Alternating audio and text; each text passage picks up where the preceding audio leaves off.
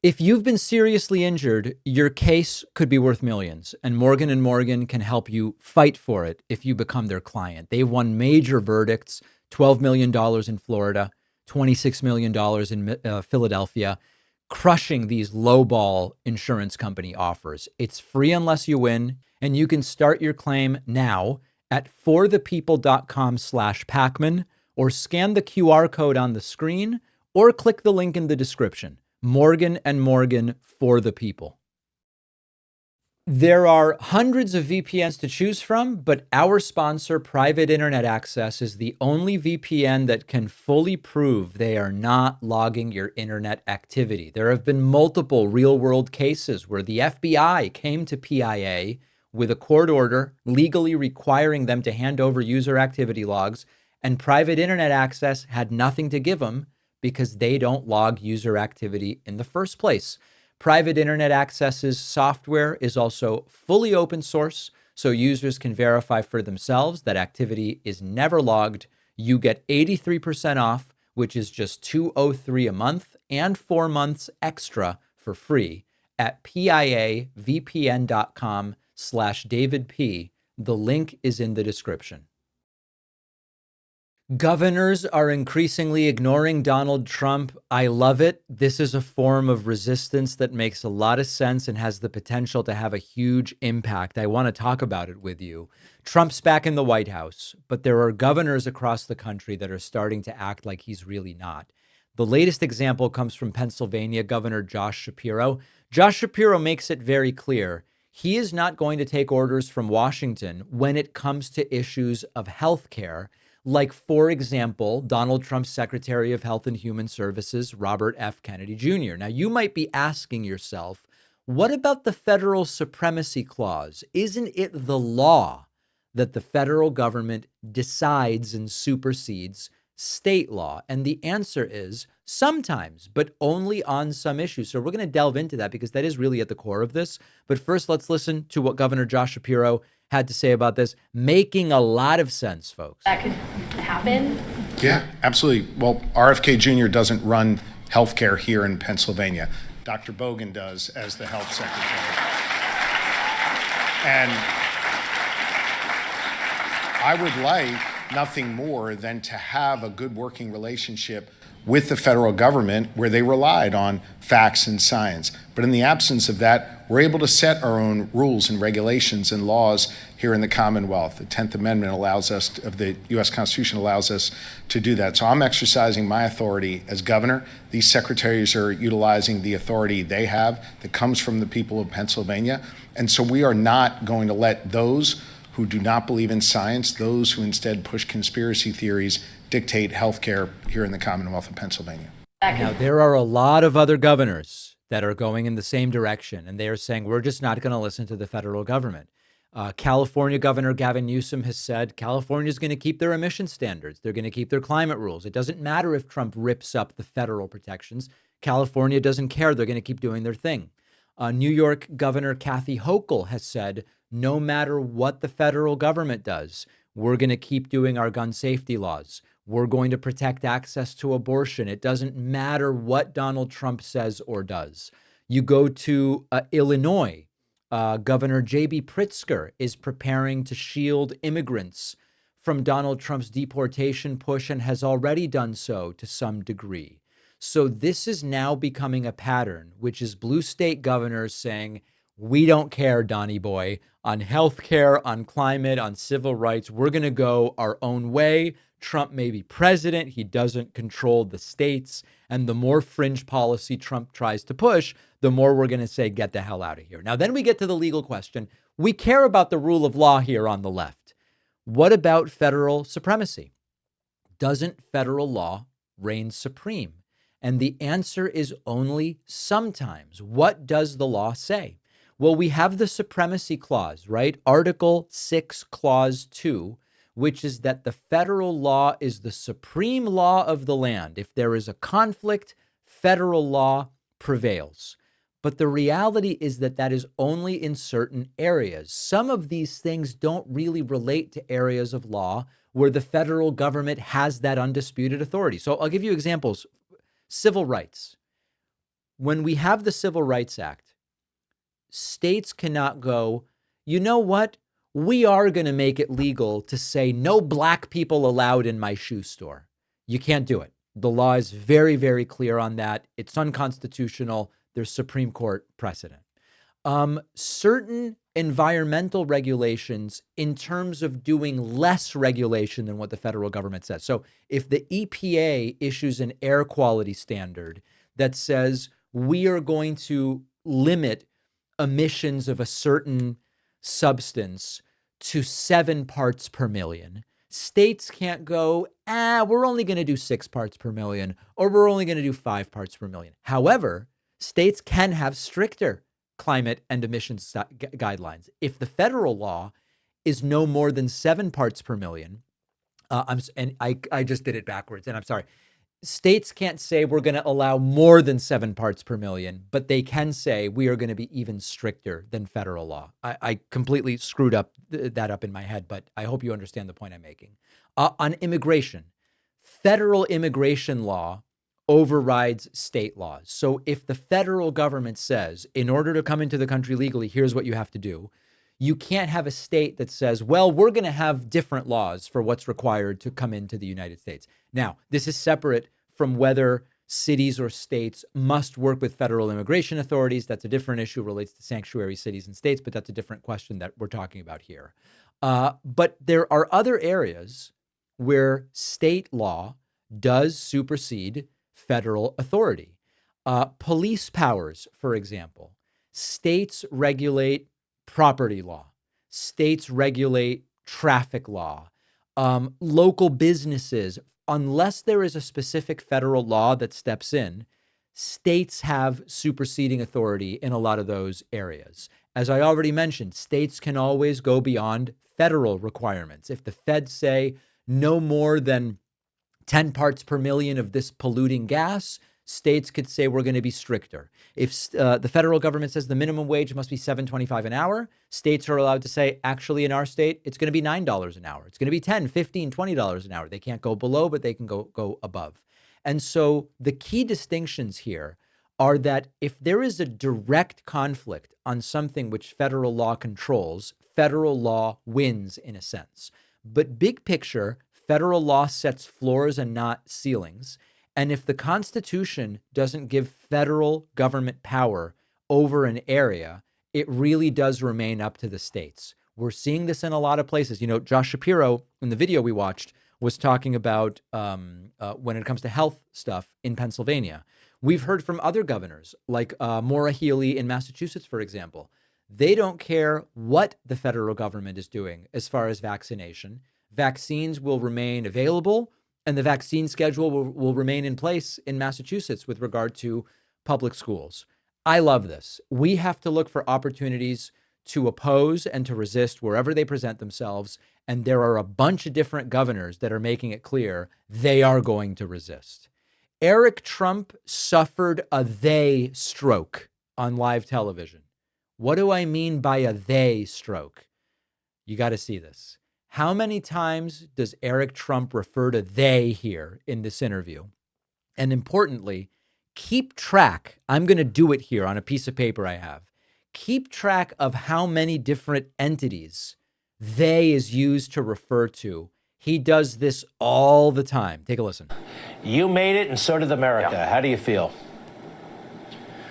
Listen, the book just went to #1 on Amazon in virtually every category, so I feel awfully good, Greg, to say the least. But I mean, they tried to kill us. I mean, I was outside the courthouse in that little clip that you just played there, defending my father because they gag ordered him about 200 times, every crooked judge. But they impeached him once. They impeached him again. They made up the dirty dossier. They spied on his campaign. They made up Russia collusion. They had FBI calling me to say that we had servers in our basement that were communicating with the Kremlin, which was nonsense. They took him off of Twitter. They took him. Okay. I have to stop because I'm making notes here. Okay. He is using the ubiquitous they, even to describe stuff that Republicans did. Okay. Think about all of the different things he talks about here. They tried to kill him. Well, one of the they was the son of Republicans who tried to kill him in Butler. Okay. They, like a Republican. Got it. Okay, cool. They tried to gag him. Different judges, in accordance with the law, passed gag orders in their courtrooms. They. It sounds like one entity. These are completely disconnected entities. They tried to impeach him. Well, the members of the House of Representatives did vote to impeach Donald Trump. The members of the Senate voted to acquit. They, as if it's all one party, they did the dossier. Now we're talking about intelligence agencies. They accused him of Russia collusion. Now we're talking about different investigative agencies under different power. They. He's referred to a dozen different entities here, none of which are coordinated in any way that they've been able to demonstrate. And he keeps going. He's having a stroke of they. Him off of Instagram. They took him off of. Oh, they took him off of Instagram and Twitter. Yeah, so now we're talking about moderation on platforms. Instagram and Twitter, of course, have nothing to do with each other. Facebook. They raided our home. They raided Mar-a-Lago. They went through Melania's closet. They went through Barron's room. They took him off, the ballot in Colorado. Then they took him off the ballot in Maine. I became the most subpoenaed person. They. He is using one term here, they, because he wants you to believe that they who served a search warrant at Mar-a-Lago and they who took him off the ballot in Colorado are the same. It's a conspiracy. Everybody's working together against his dad. The biggest victims in the world, if you listen to him. In American history, I got 112 subpoenas. I was in a deposition every single day. They tried to bankrupt our company. They tried to deplatform us. They tried to debank us. Every bank, Capital One and all the rest of them, were shutting down our bank accounts all day long. They were hitting us with $500 million cash judgments for doing absolutely nothing wrong. Greg, it was a siege. And I came up with this name about 2 years ago, long before I ever started writing the book. And then they tried to kill my father in Butler. And then they tried to kill him again at the golf course. And you saw what they just did to Charlie Kirk. And you saw what they tried to do to Kavanaugh. And you saw what they did to Steve Scalise. They have put our family, they have put our movement, they have put all of us, including all of the people watching right now, they have put them under siege. And honestly, I had to tell the inside story. Yeah, he is showing up here to tell us the inside story in his book, Under Siege. This is a family that wants you to believe there are no stronger people, there are no smarter people, there are no more robust people. And yet, despite being ultra wealthy and hyper privileged, they are the victims. They want you to believe that they are the victims, not the migrants being treated like crap, not the people being deported, not the people having health care taken away, not the people that now can't afford groceries because they've gotten even more expensive since Donald Trump became president. This is the face of victimhood, according to Eric Trump. Didn't they attack the left for constantly going on about grievances?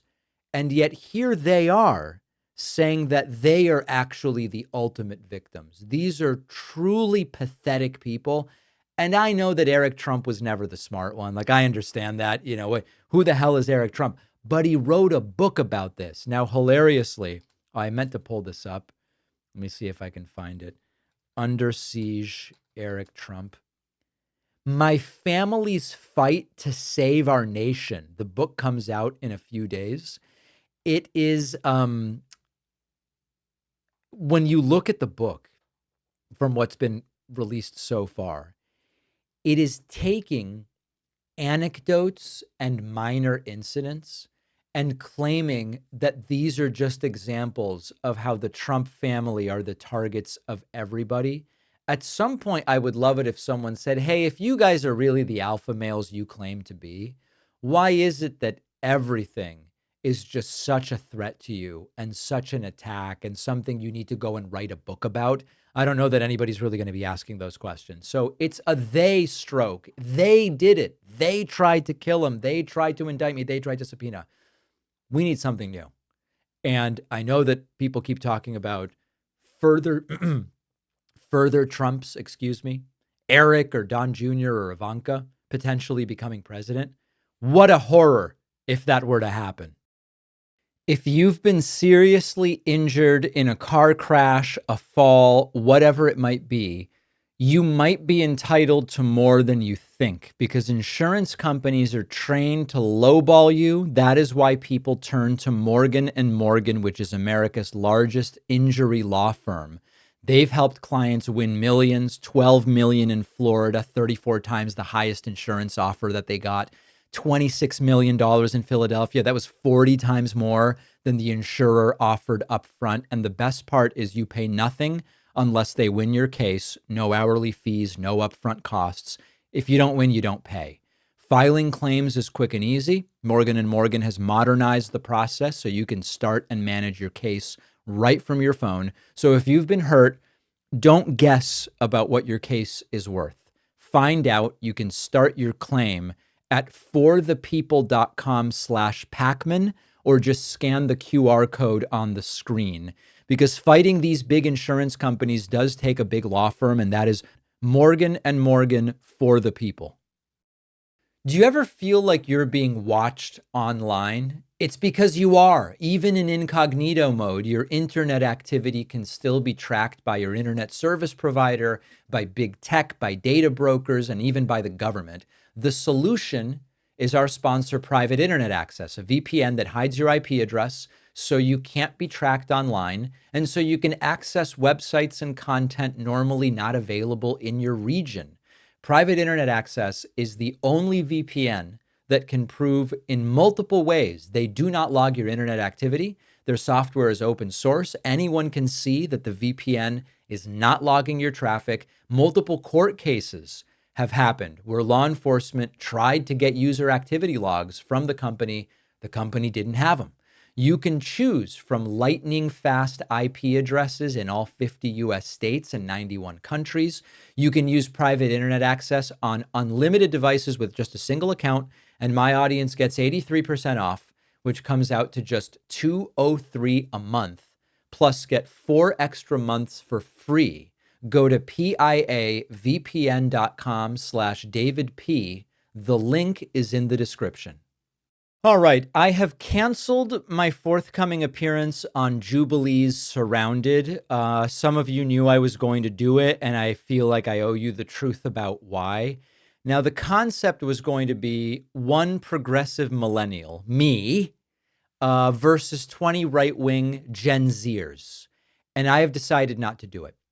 Now, after Charlie Kirk was killed, I really thought hard about whether this is something that I still want to do. Now, there were sort of two sets of concerns. Initially, there was certainly a thought about security, right? I mean, Surrounded is essentially what Charlie Kirk used to do, except it was a controlled environment. It was, indoors, and it's me versus 20 people, not a huge crowd. And the people are pre-selected by the casting directors and that sort of thing. So there was initially like might this give somebody an idea? Would it be safe? Am I tempting fate by doing the same thing Charlie Kirk used to do? The truth is that the security stuff, I was satisfied was pretty well dealt with. Jubilee was very nice. And everyone I've dealt with at Jubilee has been nice this entire time. They were going to essentially quadruple the security presence, and they were talking about some additional protocols. And at the end of the day, I believe that the security issue is not really the concern in the immediate location of the event. But then I kind of started thinking bigger picture, and I heard from a lot of you, and I heard from a lot of people whose opinions I respect. I started having a sort of like, reckoning about the type of content that I want to put out, the situations I want to put myself in. And I started devoting some thought to, like, is this entire kind of debate format a good idea? It is kind of a rage bait, prioritized extremism sort of thing. I'm not sure that it's the best thing in the world. And I had said it before, right? I actually did a whole video about this. It was a segment called, "Is the Memification of Debate Killing Us?" And from what I heard from a lot of you, some thought the format of Surrounded is fine. Some thought it was problematic. There were different opinions. Bottom line, I've made a decision. I came to a conclusion. I don't think the conversations that Charlie Kirk was having, and I don't think the conversations that I would have if I did this event would really foster understanding, advance a productive cause, or bring people together in any way. In fact, I mean, when you look at some of the techniques that Charlie Kirk used, to in a sense, it would actually do the opposite. Like, Charlie Kirk did, this is an aside, but Charlie Kirk would do this thing where whatever topic comes up, he would like funnel the conversation into a bucket that he controls. So like if anyone says anything related to abortion, he immediately goes, hold on a second. When does life begin? And then now he is just leading you down a predetermined conversation. Or if someone brought up anything related to Israel or Gaza, he would say, wait. Does Israel have a right to exist? And then just from there, he's guiding. It's a technique. It doesn't really get us anywhere. But moving on and back to Jubilee and Surrounded. I spoke to people who have appeared on Surrounded. And, you know, you film for hours and hours, 3-4 hours. It gets cut down. What ends up being published just highlights extremism. It highlights people who are, in a sense, quite unhinged. A lot of the good conversations end up excluded. And the other thing, quite frankly, that made me not feel good about it is that in reviewing some recent episodes, some of the participants are pretty obviously mentally ill. Like, not only is the debate stuff, maybe not the best format for what I'm trying to build, is it even ethical when some of the people selected are very clearly not of sound mind? Now, I'm not even going to mention which episodes this is particularly clear in, but it is many. There are people selected who forget about being extremists, which is like, fine, you talk to extremists depending on the format. There's some people that really, it's almost like predatory to include them in some of this stuff.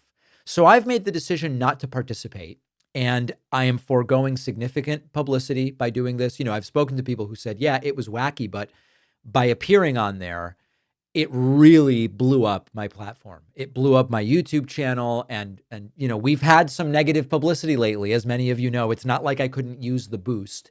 But overall, at the end of the day, it just doesn't feel right. And if I think ahead to the next 5 years, the direction I want to go, the second book I'm working on, I just don't know that I am getting us in the direction of the world I envision by doing this. And some of you might go, David, it's so stupid. Take the publicity, get the 50,000, YouTube subscribers that you would get from doing it or whatever other people have gotten. But it just doesn't seem like I am kind of putting my money where my mouth is if I do that. I want to hear from you. Tell me your thoughts.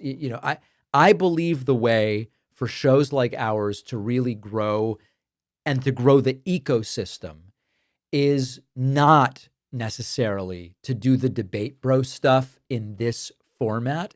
It's people who just like what we're doing, supporting directly, liking videos, subscribing, and building an ecosystem that actually is where we would like to see the political discourse go. And at the end of the day, when I look at the final product of Surrounded, it is not discourse that I believe takes us in the direction that we should be going in.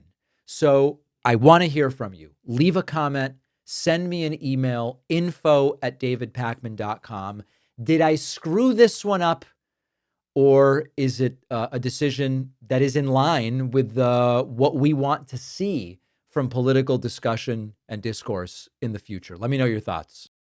Every time you Google your name, you will probably find dozens of sites that expose your personal information. This can include phone number, home address, family details. It's just sitting there waiting to be scraped or abused. Incogni is a privacy service. They go after these sites on your behalf. They contact the data brokers. They demand your data be removed, which the brokers are legally required to do.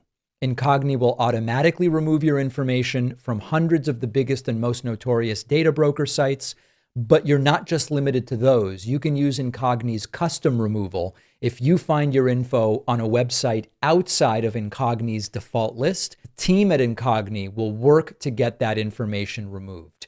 This is how you protect yourself and your family from identity theft, financial scams, harassment, even AI-powered profiling by ad companies. And Incogni's data removal process is the only one verified independently by Deloitte. This gives them a unique level of credibility. Try Incogni risk-free and get 60% off when you go to incogni.com/Pakman and use the code Pakman. The link is in the description. Have you ever wanted to feel more connected to your partner but found that daily life gets in the way? There is an app designed specifically to help couples deepen their bond called Paired. Our sponsor Paired gives you daily personalized questions, quizzes, fun games, really just crafted to inspire meaningful and enjoyable conversations with your partner. And you won't see your partner's answers until you've shared your own. So it's like a safe, genuine space for honest dialogue and discovery. Recently, one Paired prompt asked, what's something you admire most about your partner? Answering this simple question created a conversation with my girlfriend and highlighted things that we sometimes overlook.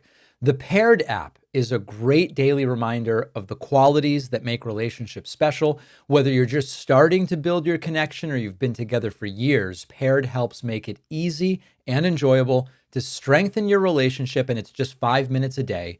Head to paired.com/Pakman for a 7-day free trial and 25% off your subscription. The link is in the description. All right, I need to talk to you about something that has been on my mind. And I know I recently did a segment about my concern that the Democratic Party is heading towards some brutal losses. But after the last 2 weeks, I'm even more worried. And I'm going to have to name some names here. I realize that by doing this, I'm probably burning some bridges. I'm realizing we're going to get fewer offers for elected officials to appear on this show. And I'm a big boy. I can handle that. Maybe I won't get invited to stuff. I don't know. But what's happening is so existentially serious for Democrats and for the left more broadly that I don't think I can stay silent. Now, here's the problem. 95%, 98% of Democrats are either unable or unwilling to communicate in an emotionally salient, meaningful way with voters on shows. Now, I am not saying this from the outside. I am seeing this in my conversations with these elected officials. I have them on the show all the time. I know that when you watch MSNBC, sometimes Democrats are asked questions and they go into like a talking point coma and you're like, did they just answer the question? I don't even know what they're talking about. But it's not just happening on MSNBC and CNN. It's happening when I try to talk to them as well. Now, everybody I'm going to mention, and I have to mention some people, they're all nice people. I think they want the best for their constituents. This is not personal. But when I see how the right is communicating and how these Democrats are communicating, I see us barreling towards disaster, and I want to fix it. Okay. There's risk to doing this, but I think it has to be done. When I interviewed Colorado Governor Jared Polis, things were fine until I brought up to him that nearly a quarter of Colorado apartments are owned by private equity. And like, is that really good?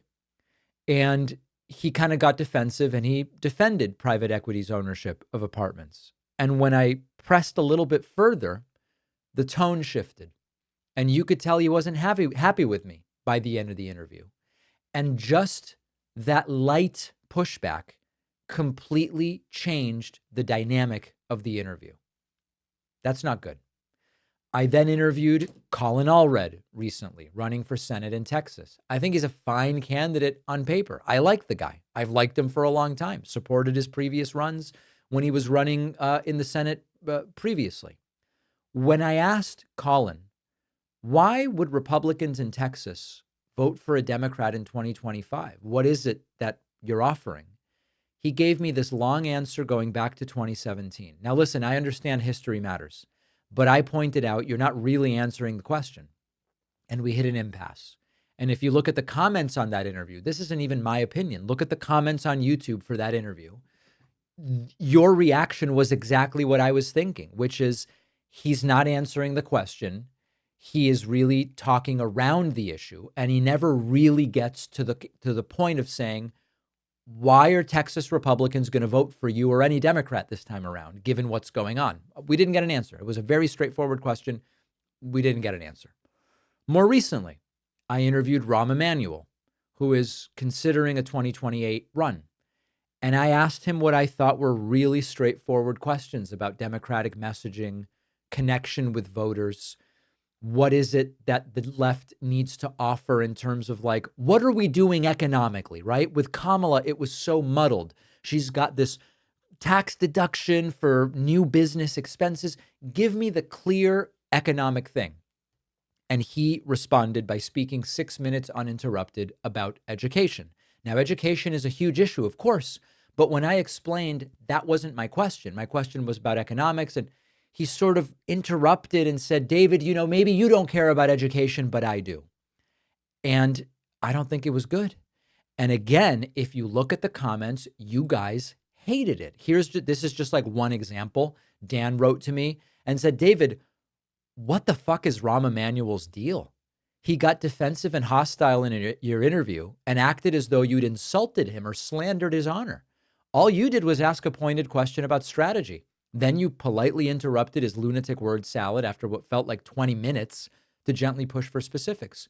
All he wanted to do then was change the subject and pontificate about totally unrelated topics. When you agreed with him on those unrelated things while trying to refocus him on the original question, he got visibly angry.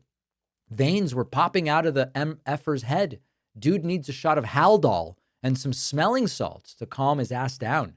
I've never seen a guy so full of himself. We don't need another thin-skinned, hot-headed psycho in the White House. 2 terms of Trump have been more than enough by 2028. Great show. Take care. I wouldn't characterize that interview with all the F-bombs, but that sentiment was the overwhelming reaction to my interview of Rahm Emanuel. Now, I am doing everything I can to tell these officials when I don't think that they are communicating well. And I've done it behind closed doors and I've done it on interviews.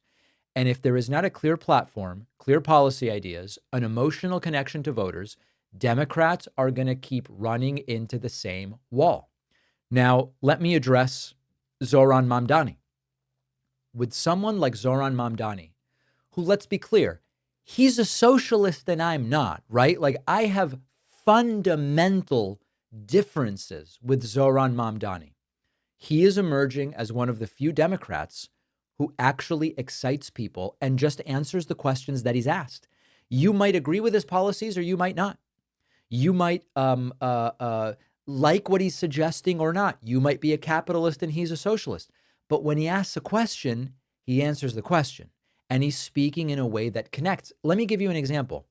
I don't think his free bus plan is remotely realistic. To fund it, he would need state taxes to go up. The governor's not going to raise state taxes, or you've got to try to raise city taxes. I don't even know if that's possible by statute, but that would fail. And also, making the bus free in other places we've seen just put downward pressure on the quality. The buses come less frequently. I think what a lot of people in New York City want is the buses to run more frequently. And that might actually take more money rather than less, but it doesn't matter, right? This is like, we're in the details. He has excited voters. He answers questions. Even if when he says how he's going to pay for the bus plan, I don't believe it, he's got an answer. And he doesn't talk about some random thing from 10 years ago. And almost no one is doing that. So people are excited to hear that. And that should really tell us something. And this is what terrifies me. By even doing this segment, rather than it serving as a wake-up call to anybody. And at the end of the day, like, who am I, right? They've got high-priced consultants. They've got all this stuff. But what do I have? I have you. I have you giving me instant feedback to what the communication is from these elected officials. And you're all telling me Mamdani's answering questions and he's exciting voters. The people that you're interviewing, with some exceptions, right? I mean, listen, there are people on this show who answer questions. When we had, you know what? I'm not even going to name people, but you all know that there are people I've had on this show. I'll name a few.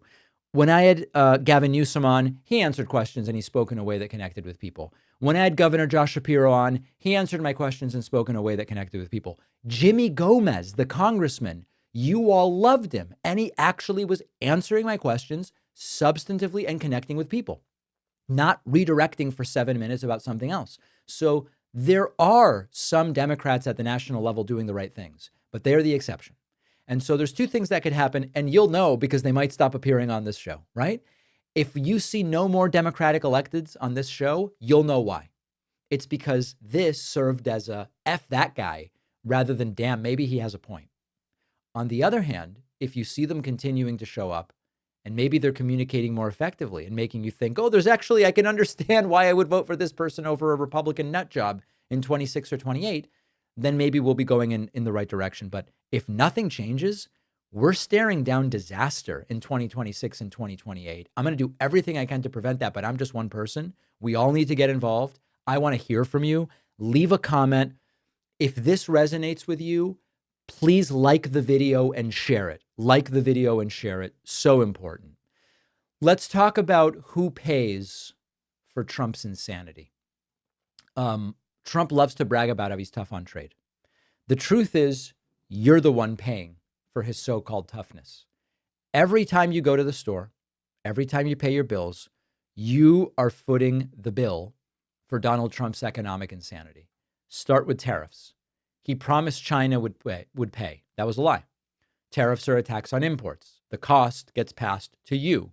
You pay for Trump's tariffs. As of this year, Trump has slapped massive tariffs on everyday items. The percent, at this point, it's hard to even keep track. 30% on furniture, 25% on heavy trucks, kitchen cabinets, foreign-made movies. He's talking about 100% tax tariff on. That just means higher prices on everything. Higher prices on homes, repairs, things like just going to the movies. We've got the farmer bailouts that are pending. Trump loves to say tariffs bring in money. What's he doing with the money? He's needing to give it to the farmers because they're getting hurt by the tariffs. So in essence, you pay twice. You pay with higher prices in the store, but then your tax dollars from the tariffs are funneled into bailouts designed to shore up Trump's political base. You are paying. The trade war with Canada and Mexico is another punch. Trump slapped tariffs on almost everything coming in from our closest neighbors, food, energy, raw materials. So what happened? They hit back. Prices go up both ways. Groceries cost more. Utilities cost more. Everything made with imported parts costs more. Does it make your life better? No. His disasters, and you pay. The other aspect of this that I think is worth mentioning is that Trump is using the tariffs like a shadow tax. This year, we are expected to collect about $170 billion from these tariffs. But it's not coming from China. It's not coming from Mexico. It's coming from you because you now pay higher prices, inflation. You're paying for the tariffs. And that raises the tax burden, even though Trump said he would lower the tax burden on the middle class. And you have ripple effects. Trickle down in the sense of cut taxes for the rich and everyone benefits doesn't exist, doesn't work. The trickle down to housing and construction costs going up because building materials are getting more expensive. Furniture, therefore, gets more expensive. Fixtures get more expensive. That is trickling down.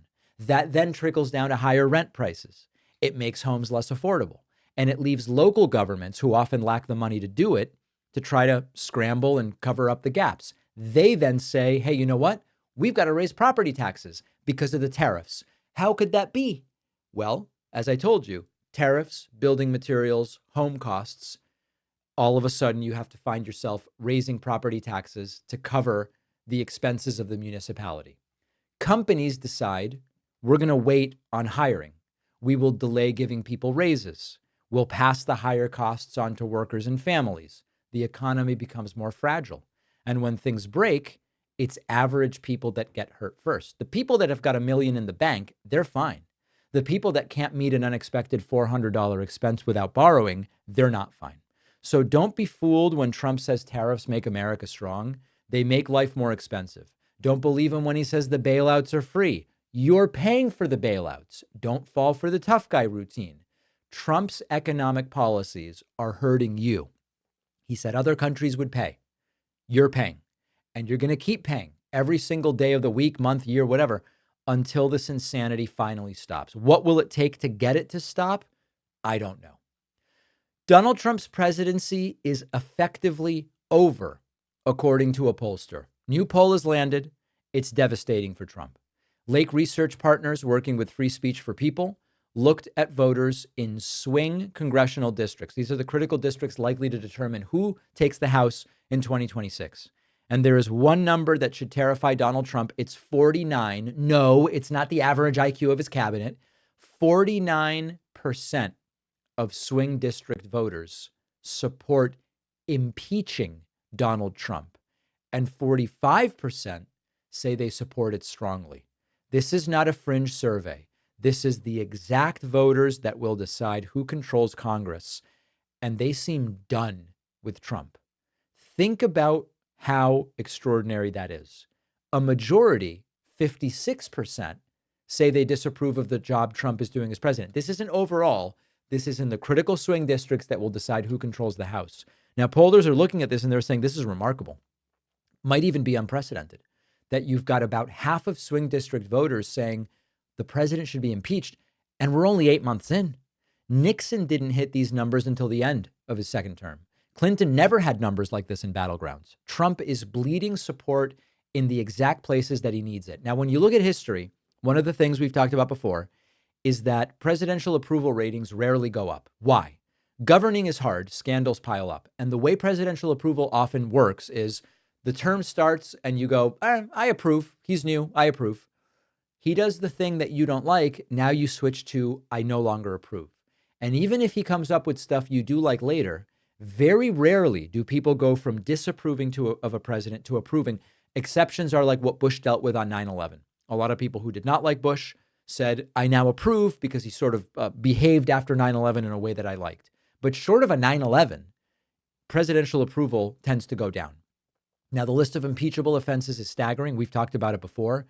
There are some who say there are 25 different issues on which Trump could be impeached right now, but using the military to occupy American cities would be there, gutting the Justice Department and the FBI, turning them into tools of revenge, pressuring media outlets to fire hosts or change programming, demanding that Letitia James, James Comey, and Adam Schiff be prosecuted. And by the way, James Comey is now being prosecuted, attacking the First Amendment. The list is very long.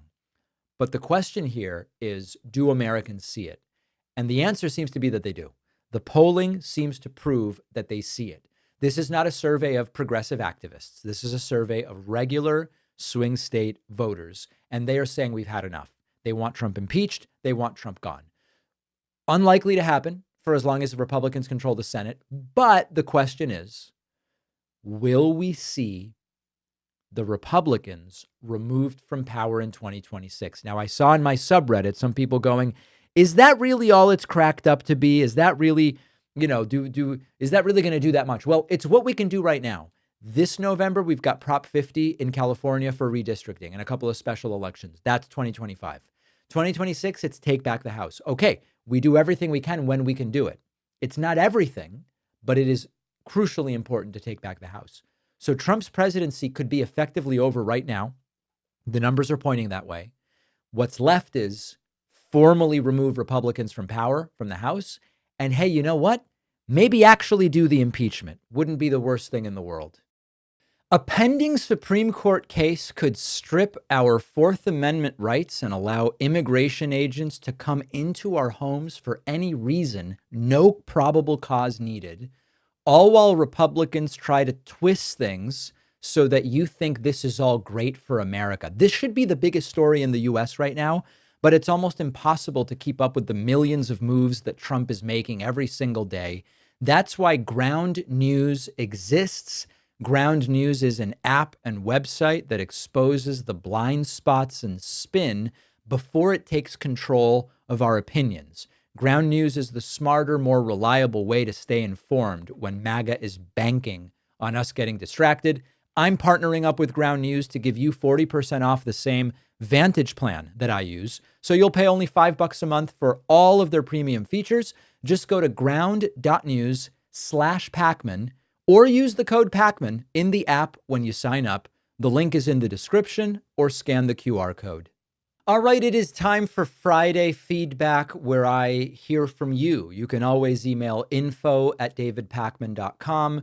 We'll sometimes feature comments from different platforms. Could be YouTube, Spotify, Substack, whatever. We start today with a YouTube comment from M and Me, who said, I don't recall those 24 children who died from flooding in Texas getting as much coverage as Charlie Kirk's death. I know it's not a competition, but how do those kids' death got casted away, whereas Charlie Kirk's death got so much attention? I mean, WTF. Yeah, listen, we spoke about this the day after Charlie Kirk's killing, which was not just in general, other people are killed. Yesterday, the day of Charlie Kirk's death, there was a shooting at a school in Colorado, and it got a fraction of the attention. And this is, some of this is inevitable, right? I mean, I don't think that there's any way for Charlie Kirk's killing and the killing of a 14-year-old in Florida to get the same amount of media attention. I'm not saying it's right. I'm just saying the way our corporate media is structured, that's just not going to happen.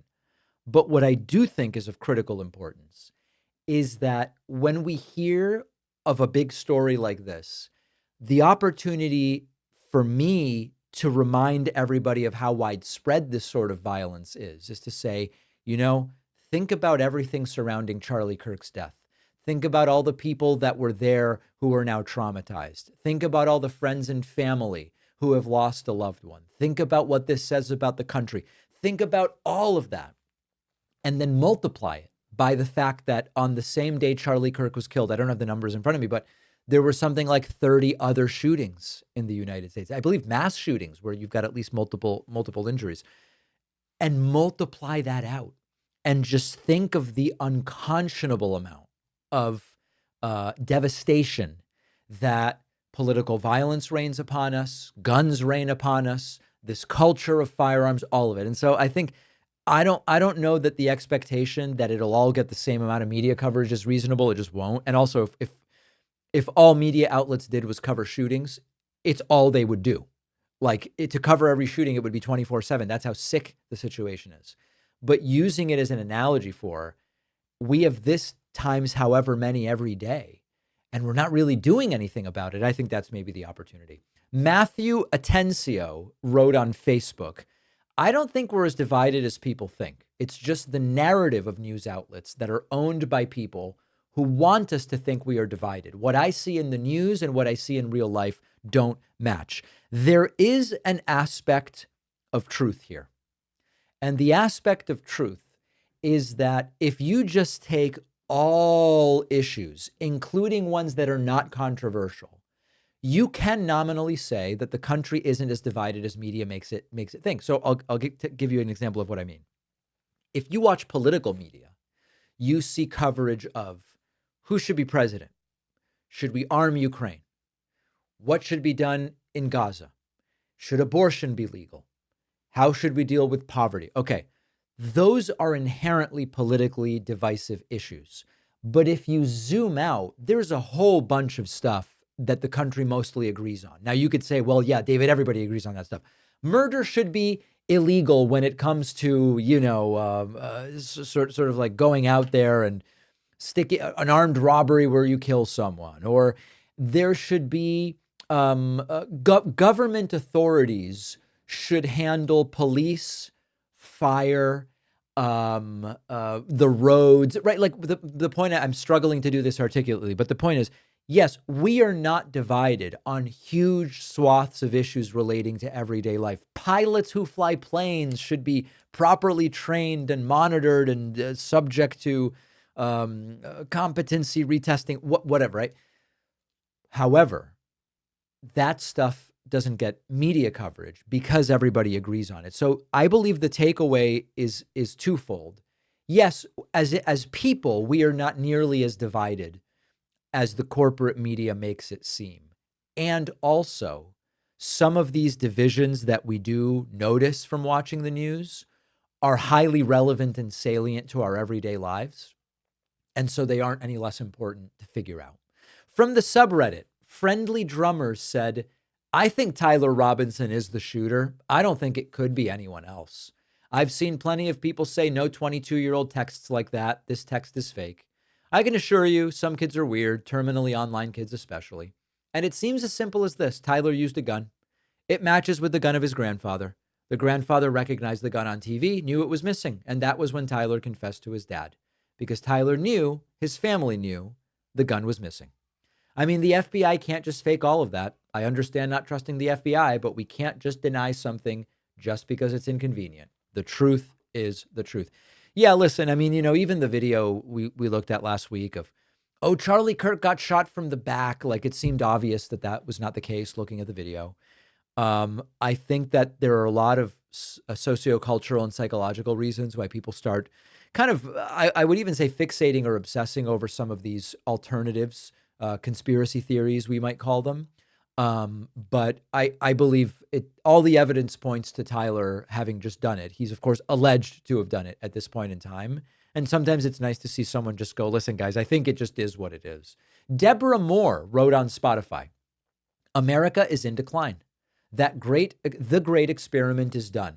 Average person just doesn't give a shit. Ignorance, laziness, entitlement, greed are too widespread and has a strong hold on the majority.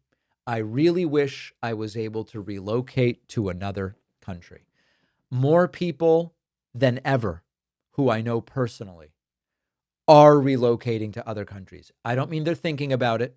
I don't mean they Googled it. I don't mean they said to their spouse, maybe someday we would consider this. I know more people than ever personally who are leaving or have already left the United States. And it's a number of countries that they have gone to. Canada, Spain, Denmark, UK, Uruguay. Trying to think of others. As to whether the great experiment of America is done. You know, I always hesitate to make these broad declarations. You know, you sometimes hear from people, America's so powerful, it will never fall. And others say, every empire has fallen. And my view is kind of like, listen, things are different in 2025 than they used to be. I don't know that any of these rules of thumb are necessarily predictive in terms of what's going to happen. But what I can tell you is the following. I hope that we can survive 3.5 more years of this insanity. But if we were to get another version of Trump in 2028, I would start to worry about the survival of this country. Nerpy Scunfo on Spotify says, of course Democrats aren't trusted. Fox and right-wing media smear the Dems 24/7. Republicans lie constantly and place blame on everyone but themselves. Kamala had a fantastic economic plan she made available online and talked about every debate and interview. The media held her to an impossible standard. Trump had nothing, no plan, just tariff. And people fell for his nonsense and fear. We will not fix this until Republican voters wake up. I don't agree with this. I think that a lot of the facts here are true, but that the overall conclusion is wrong. Saying Democrats are merely bystanders and Democrats will never be trusted until Fox News says it's okay to trust Democrats, wrong. I think that that's flatly wrong. Democrats do have challenges that they face based on the right-wing media ecosystem. There's no doubt about it. Democrats do have challenges because a lot of Republican voters are clueless. Sure, I will acknowledge that. But at some point, you've also got to look inward. And if you said to me, well, David, what is Kamala's great economic plan? I'm not really sure. And I studied this stuff. I can tell you a couple of elements of it. I can tell you about some of the credits and subsidies for certain types of spending, child tax credit, et cetera. But big picture, what was Kamala Harris's tax plan specifically? I know rich pay their fair share. I get it. But what really was the tax plan? The tax brackets. And this is not just about Kamala. This applies to a lot of candidates. And sometimes they just tell me, David, I wouldn't be specific about that stuff because I'm sort of short-circuiting my own ability to later negotiate if I say too much now. All right. Well, listen, I think that there is a lot to point to in this country as a result of education's a mess. This leads to, these people who can't think critically, they fall for Republican ideas. I'm with you. But you've also got to consider Democrats in all of this. Absolving Democrats of blame doesn't make a lot of sense to me. Corey Clark says on Substack, hi, David, I actually thought I was a paid subscriber, but I was not, but I am now. Your podcasts are definitely one of my favorites. You're obviously very knowledgeable in many diverse ways, and I like that. I'm 64 and have never felt so uneasy and scared about what our country is turning into. I appreciate this message, Corey. We are building or trying to build more than just a podcast here. We're really trying to build a movement, and the movement includes other shows, and it includes you as well. So it's not just the progressive media ecosystem. It's the progressive media ecosystem plus our audience. Corey says he's 64. I recently got a message from an 87-year-old grandmother who is a member. I recently got a message from a 13-year-old whose parents got him a membership. 13, 87, and everything in between. We might have some members older than 87 as well. I don't know. This is a movement that I believe should welcome people regardless of any background, age, personally, identity characteristics of any kind. But we've got to all build it together. And Corey, thank you for helping to do that. I really do appreciate it. Jeff Stram says on YouTube, thanks for another fine report, David. I appreciate your videos for many reasons, especially the fact that you create 5-minute videos to relate 5 minutes of information. Too many news channels are giving us 5 minutes of content in a 20-minute video. You know what's funny about this? One of the reasons that I'm not really like a streamer, these streamers who do 3, 4, 8, 12-hour streams.